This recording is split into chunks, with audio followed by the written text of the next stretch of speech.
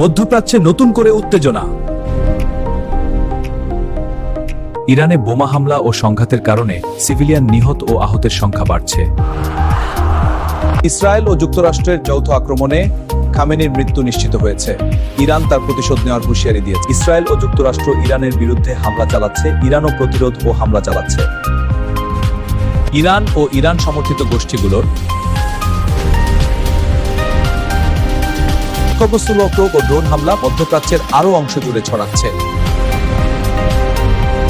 বহু মানুষ ভয় পাচ্ছে, ইন্টারনেট ও যোগাযোগও বিঘ্নিত হচ্ছে বলে রিপোর্ট করা হয়েছে। আর সর্বশেষ খবর দিচ্ছি, ইরান ও ইসরায়েলের সম্পর্ক আবারও উত্তপ্ত। বাড়ছে সামরিক প্রস্তুতি ও পাল্টাপাল্টি হুমকি। বিশ্বের বড় অংশের তেল যায় হরমুজ প্রণালী দিয়ে। উত্তেজনা বাড়লে তেলের দাম বাড়তে পারে। বাংলাদেশের জ্বালানি খরচ বাড়ার আশঙ্কা। নিত্যপণ্যের দামেও প্রভাব পড়তে পারে। আবার দাম বাড়লো। হ্যাঁ, এখন কি করবো? আমারও কিছু করার নেই।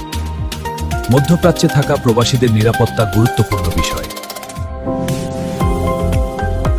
বিশ্ব অর্থনীতিতে অস্থিরতা তৈরি হতে পারে। আপনার কি মনে হয়? আপডেট পেতে ফলো করুন।